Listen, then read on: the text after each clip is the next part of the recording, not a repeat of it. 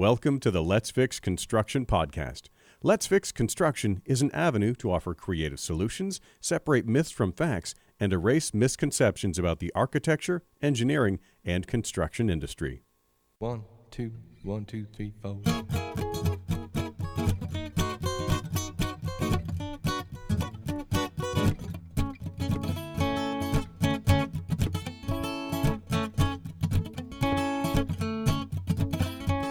Let's fix you and me.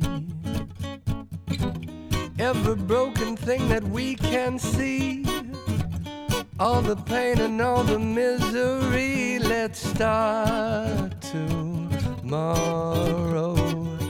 Let's join your Let's Fix Construction co-host, Eric Lussier. Hello, everyone, and welcome to another edition of the Let's Fix Construction podcast. At long last, it's episode 10. It's taken quite a while to get here, and again, accept my apologies for that.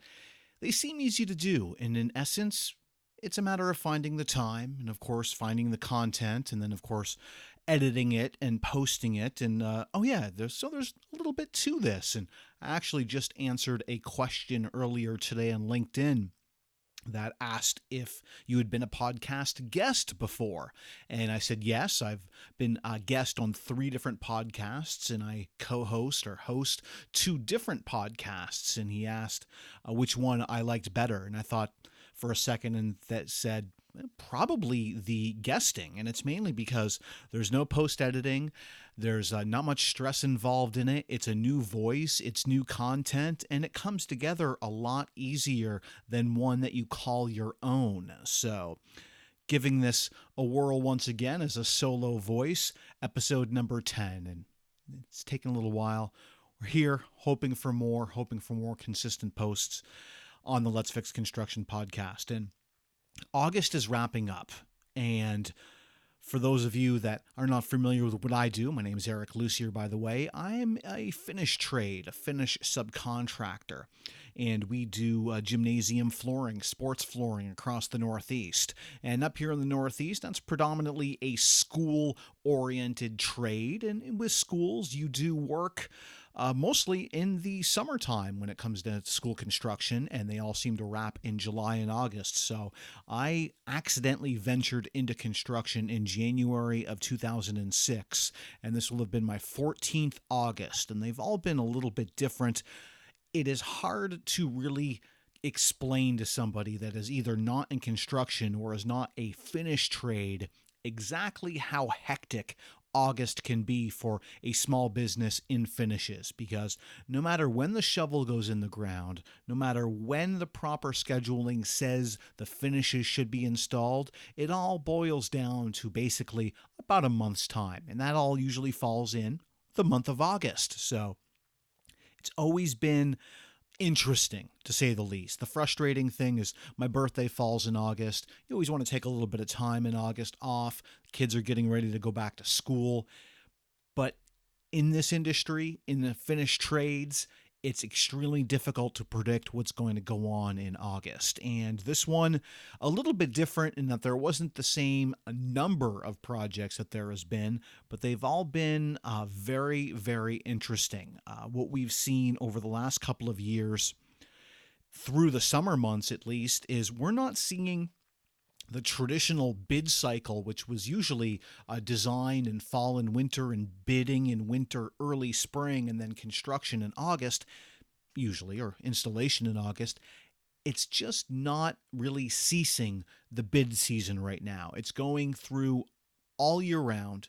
And as a result, it makes it very difficult to be a small business and manage project management and installation season with the bidding still going on. We're on a project right now that actually bid on July 5th, which out of all times to bid, the day after July 4th is a real ridiculous, in my opinion, an interesting place to put your bid schedule, but perhaps that was there for a reason. But considering it had to do with a floor demo, concrete demo, and new flooring installation, all by August 31st, essentially, which is ready for the start of the school year, that was a frustrating project to work with, and we are still working on it right now and up against some deadlines on it.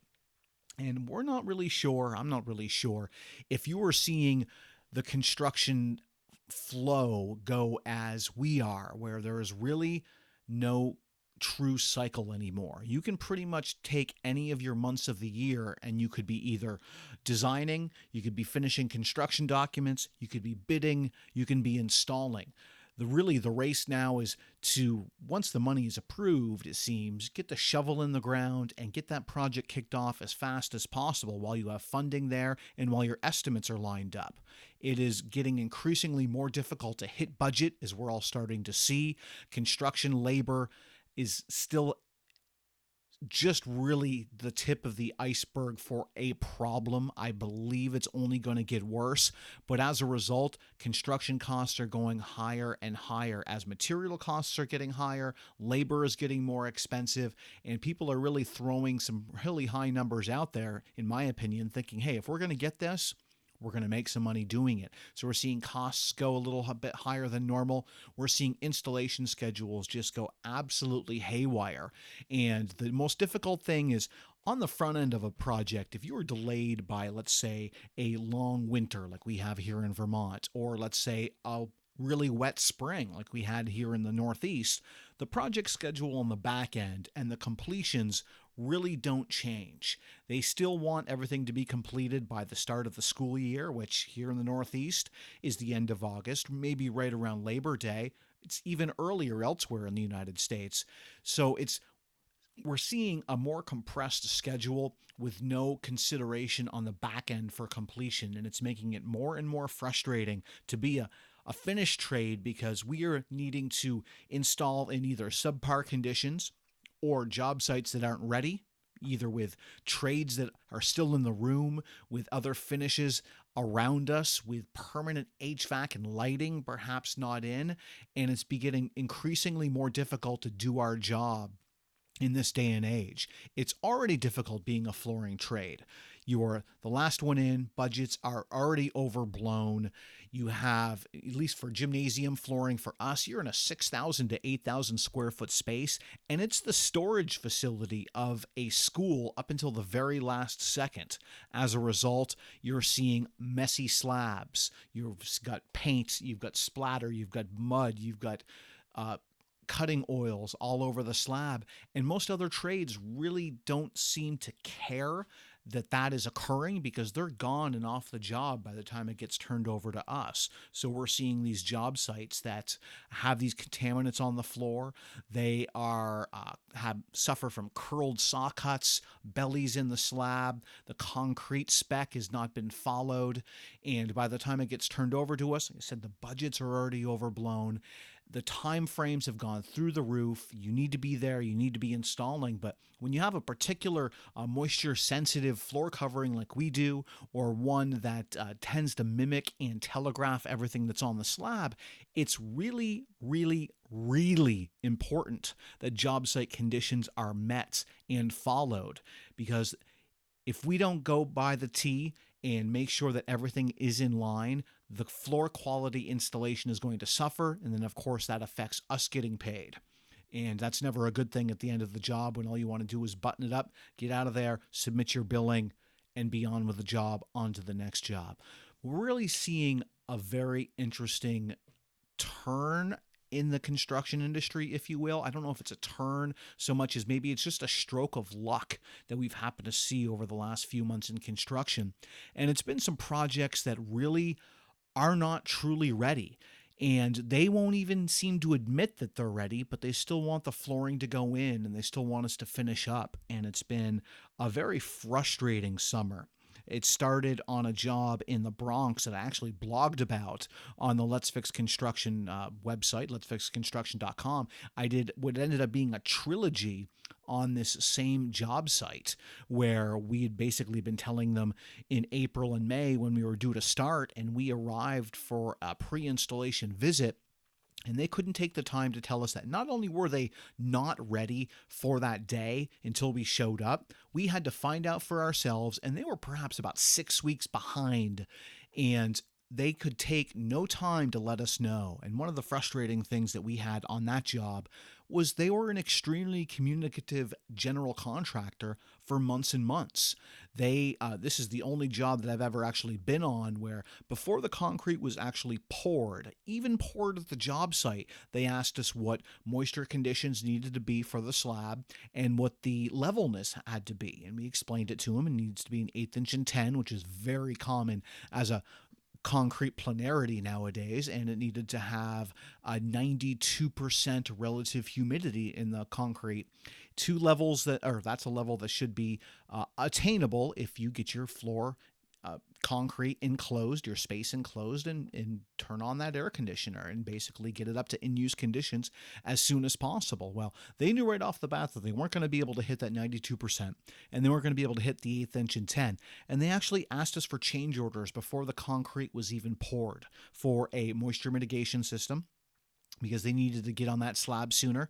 And they also knew they weren't going to be able to hit the 1/8 inch and 10. So they said, give us a pour number for your minimum cap. And we gave it to them, not only sight unseen, like I said, the concrete wasn't even poured.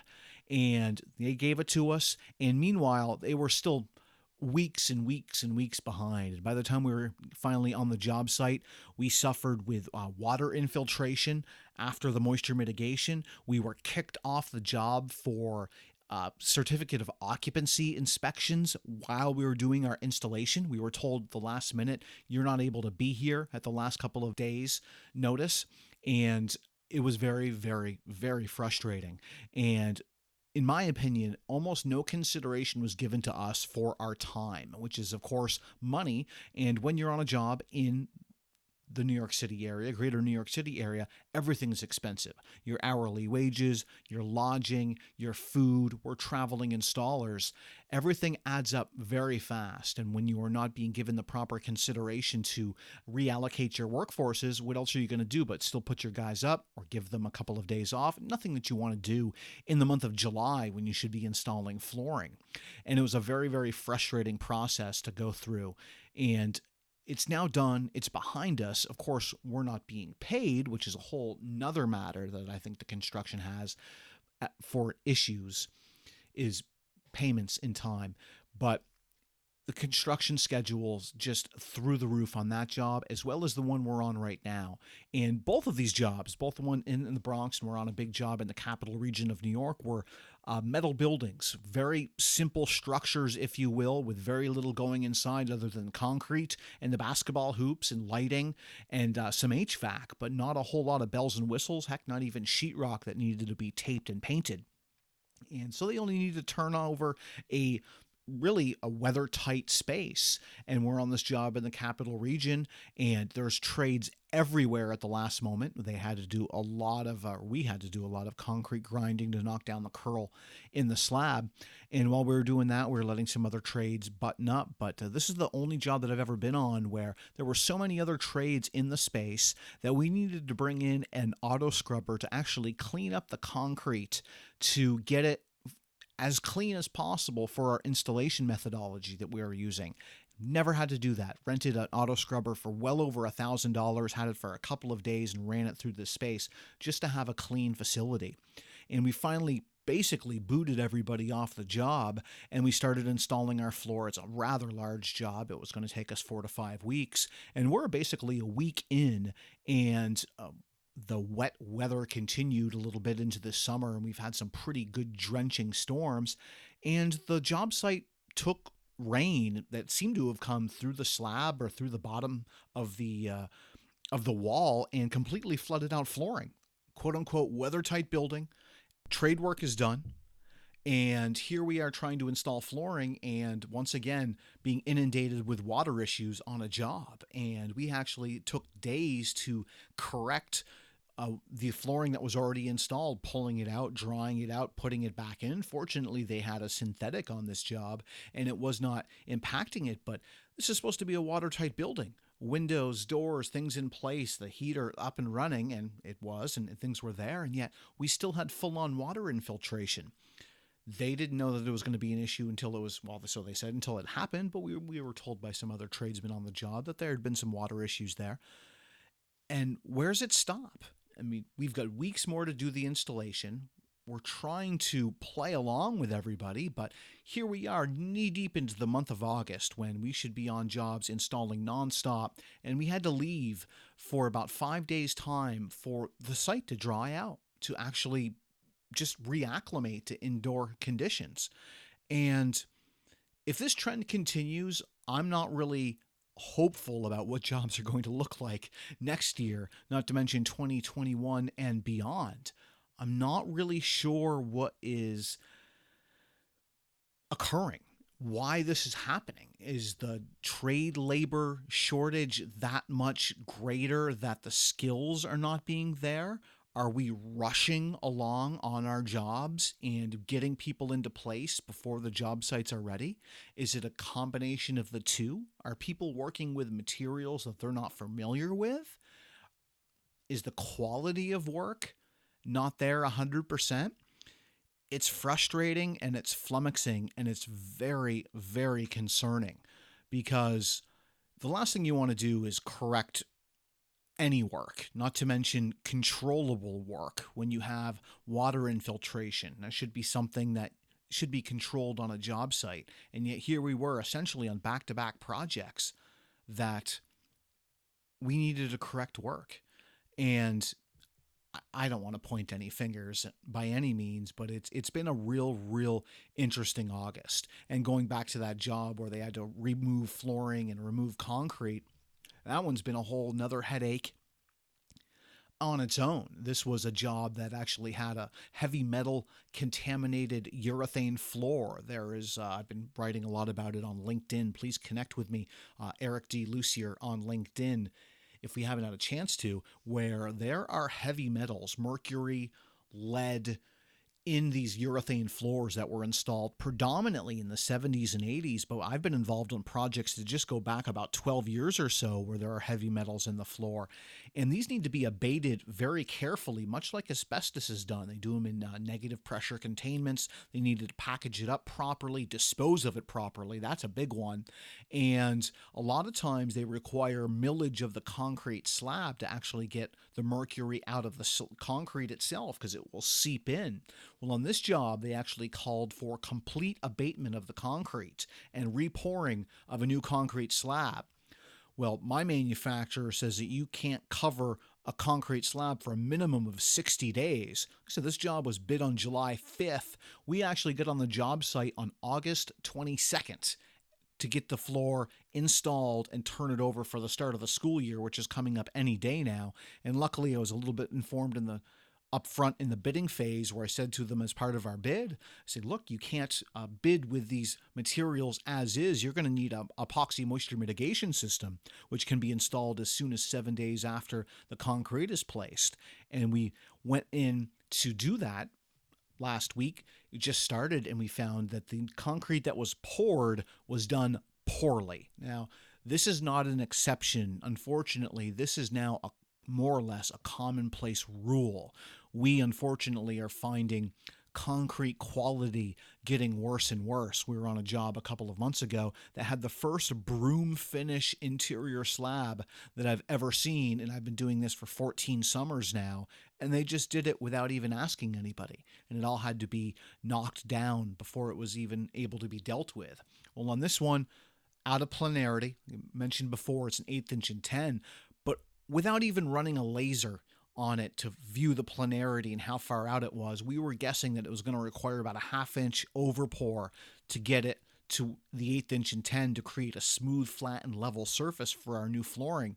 And of course, we were fought it tooth and nail from day one by the general contractor. And here's something I linked in about real recently as well, is why is the relationship between the general contractor and the general's subcontractors so contentious?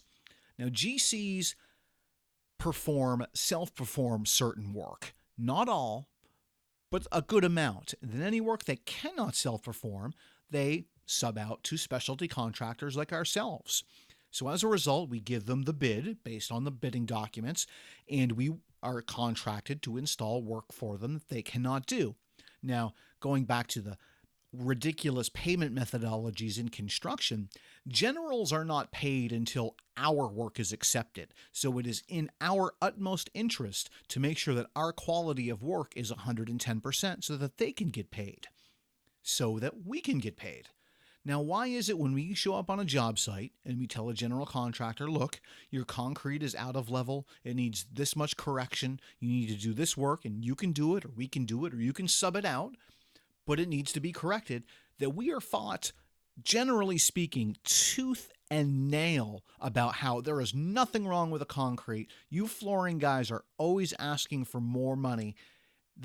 Go ahead and proceed with the job. And at which point an uneducated flooring contractor may proceed, which is never the right thing to do. Once you start installing the flooring, you have bought the slab.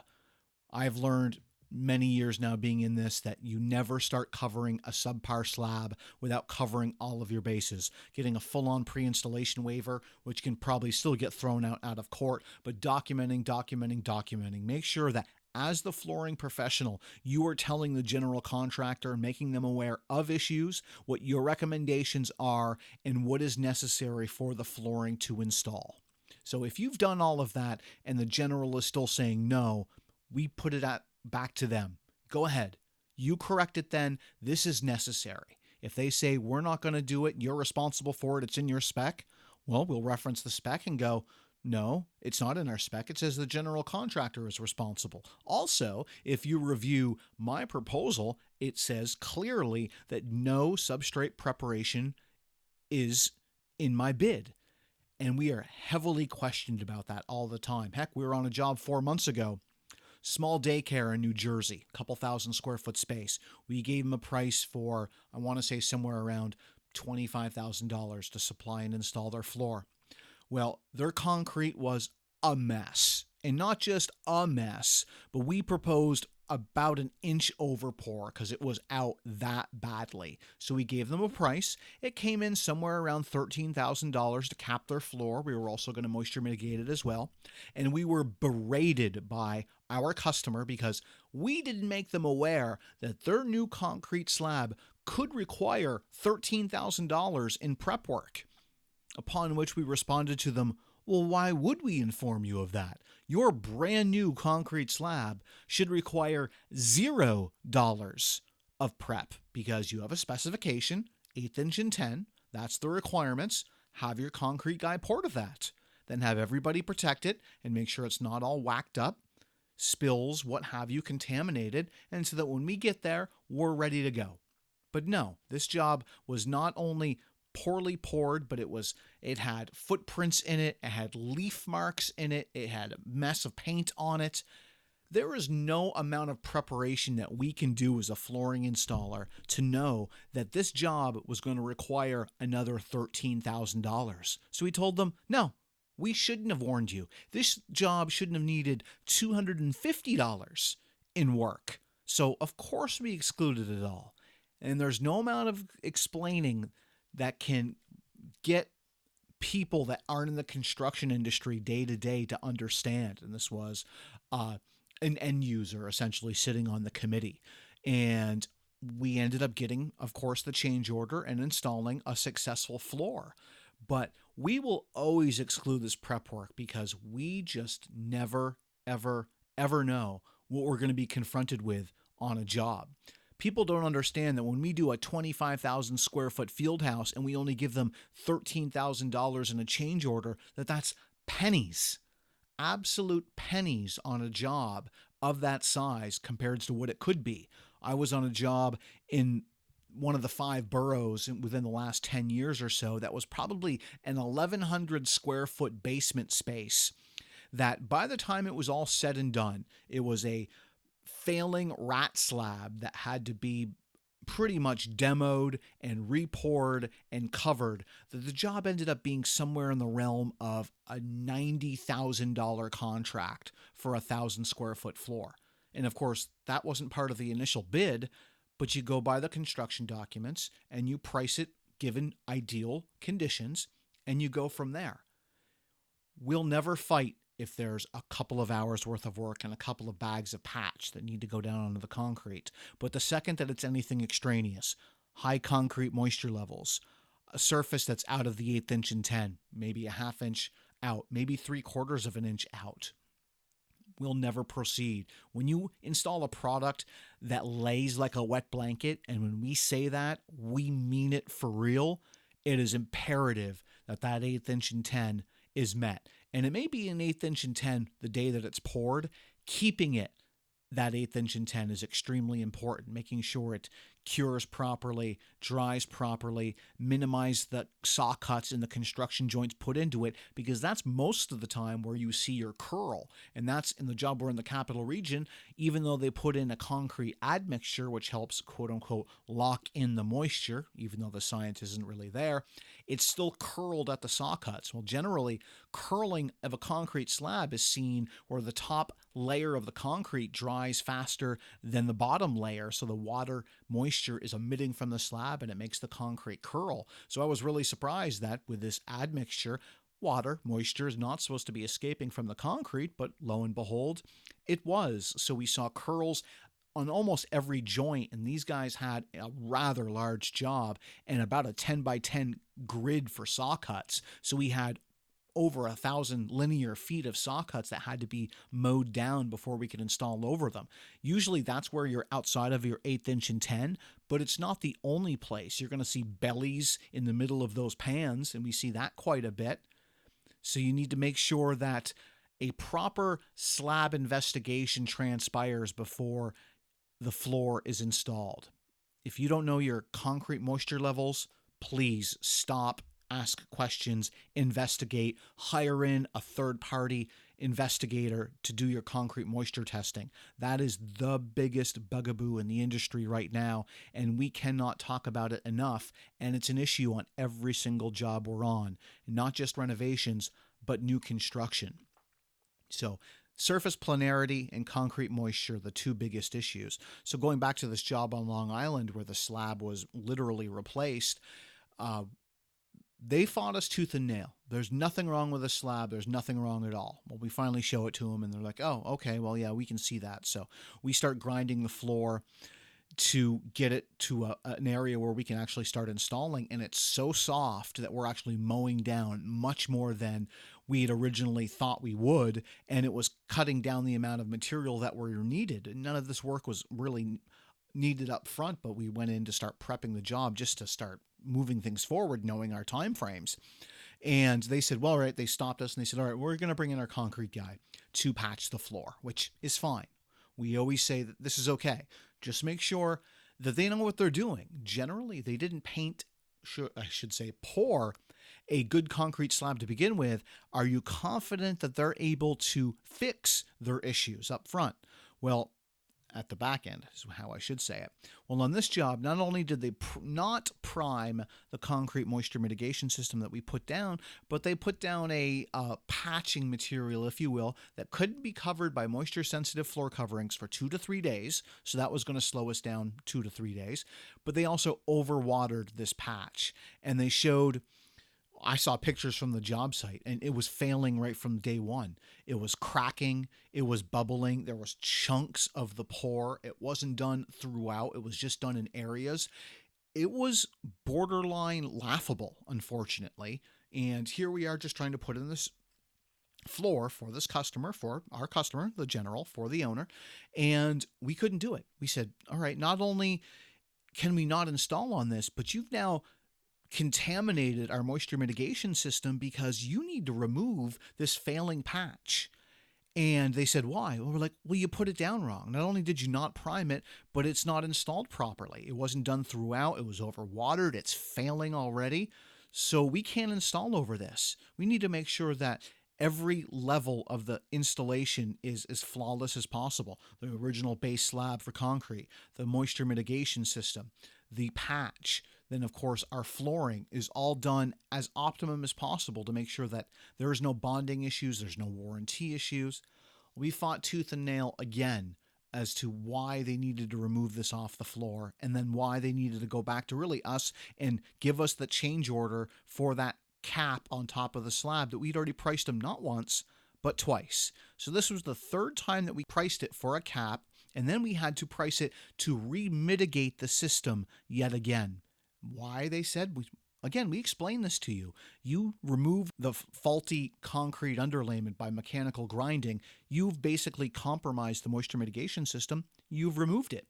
So we need to reapply the moisture mitigation, which we did after days of waiting for this change order to be approved this afternoon, where we'll be pouring after the weekend and installing the floor next week. And by the way, the school's supposed to be opening next week, but that's neither here nor there. The big thing that I took away from this job is the quality of work by the general contractor. I want to think that everybody knows what they're doing, and when they don't, they hire that subcontractor to perform work, such as us, such as your concrete guy. When your concrete guy doesn't do work, you need to be held accountable. Both making your concrete guy accountable and be accountable as your general contractor. And again, it all goes back to us working for the general contractor. We're here to make your job go easier, go better, look great, and have you paid in a timely fashion so that we can be paid in a timely fashion. Why do you think we're being argumentative? We're specialized contractors. We know the requirements, and we do not move forward until a job site is ready. Every job we seem to be fought tooth and nail and being faced with adverse conditions, and it's getting more and more frustrating. 14th summer here as an indoor sports flooring subcontractor. None of these 14 have been the same. I definitely have cause for concern that the sites may be getting a little bit worse, and that's a frightening thing. We're talking about nationwide 300,000 construction unemployment positions open, if you will. Employment positions, I should be saying. 300,000 positions looking to hire. And they're saying in the next 6 years, it's going to go up to 1 million. So we are seeing people retire like crazy. We are seeing younger professionals needing to step up in higher level positions before they're ready, before they have the experience that their predecessors did.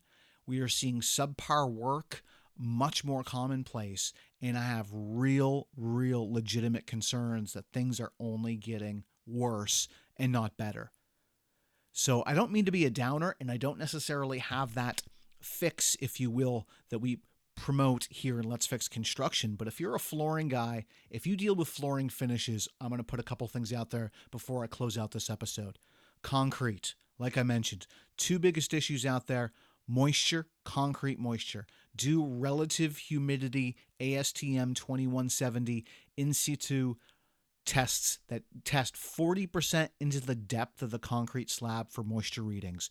If there is not an admixture, which I don't endorse, my flooring manufacturer doesn't endorse, I know forensic investigators that don't endorse it, but if there is not an admixture and there is not a concrete moisture mitigation system going on top, you need to heavily question moisture in the slab. Renovations, new construction, it doesn't matter. Heck, we see bigger issues on renovation jobs because if there ever was a vapor barrier back during the original installation and placement of the concrete, chances are it was compromised at the time of the installation, or it is deteriorated and is no longer useful.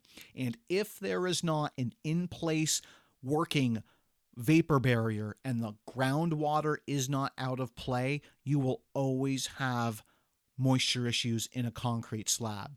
Take that to heart. Look up Peter Craig. Talk to Peter. He's up in Maine with his concrete consulting. He will tell you that firsthand. Unless you take the ground out of play, you will always have concrete moisture issues. So unless you have that topping on the slab with an epoxy moisture mitigation system. The other is the levelness. 1/8 inch and 10. Make sure you know your tolerances before the pour so that everybody is on board. Division 3, which is concrete, does not talk to Division 9, which is finishes, and vice versa, nearly enough. I can count on one hand in 14 years the number of times that we've been consulted before a slab was poured about our suggestions. Generally speaking, the sooner you get your floor finish guys involved with their tolerances that are needed for floor flatness as well as concrete moisture, the bigger chance you're going to have of a successful flooring installation. And then making sure your flooring guys know what they're doing. They are not accepting a concrete slab that is out of tolerance. They're not just going in there and slapping it and then moving it on to the next job. They are recognizing either moisture issues or planarity issues or flooring defect issues. If you've got damage on a job from either shipping or right out of the factory, you need to make sure that you have an experienced flooring contractor. And to have that flooring installation be successful, have that space ready, enclosed, no other trades, permanent HVAC up, no bond breakers on the concrete slab, free and clear of all splatter and paint, any contaminants, anything that's not concrete. When we are gluing down a new floor, we want to glue to base slab. We don't want any sort of contaminants on that slab whatsoever. So know all of these up front before it's too late. If you have poured a beautiful slab, chances are 10 months later when it's ready for a floor finish, it's not going to look like it did at the day of the pour. You can send me your FF and FL reports. It's not going to be at that same level in 8 months, and it's also not going to be that clean. Hold your painters accountable. Hold anybody that's using that space, especially for us, like I said, it's a gymnasium space with lots of storage. Hold your other tradesmen capable and culpable of keeping that space clean and turning it over at a timely fashion when it's ready. Don't try to force something that's not going to fit. And we are seeing so much of that in the industry right now. So we're about to really jump back into September and go into what used to be traditionally into the design phase and the bidding phase for next year's worth of work, but we're really not seeing that change anymore. So we're constantly out there installing and bidding and consulting and educating at any given time. So I hope you found this helpful. As always, if there's anything that we can answer here at Let's Fix Construction, or I can answer personally about this podcast in general, feel free to connect with me anywhere on social media at Eric D. Lussier. You can always reach the show at letsfixconstruction@gmail.com. We're going to continue talking about the issues that we have here in construction, and I hope we can get on the podcast again soon. So thank you very much for tuning in to another edition of the Let's Fix Construction podcast. Please give it a like. Please tell your friends. Please subscribe. Please give it a review, and we'll talk to you on the next one. Thank you very much. Thank you for listening to the Let's Fix Construction podcast. To hear other episodes, read our blogs from dozens of collaborators, and see where we'll be hosting our next live workshop, please visit letsfixconstruction.com. We're always looking for AEC professionals to contribute their industry solutions. To offer your support as a blogger or podcast guest, contact letsfixconstruction@gmail.com. 1, 2, 1, 2, 3, 4.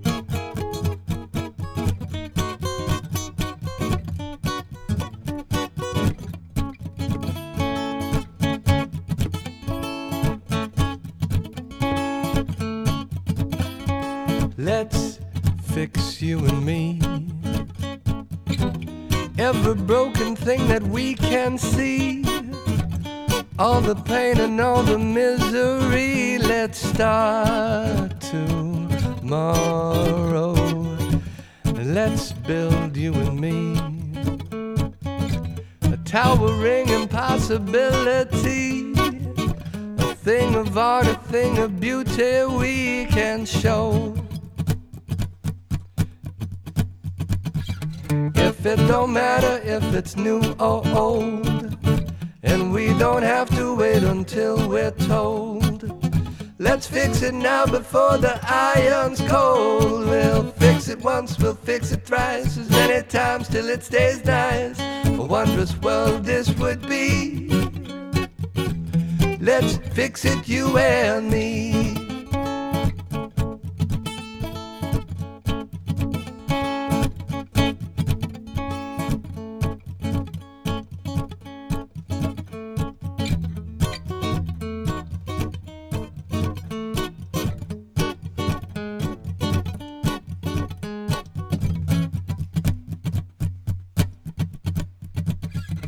If all you see is what cannot be done, you'll surely miss out on the joyous fun.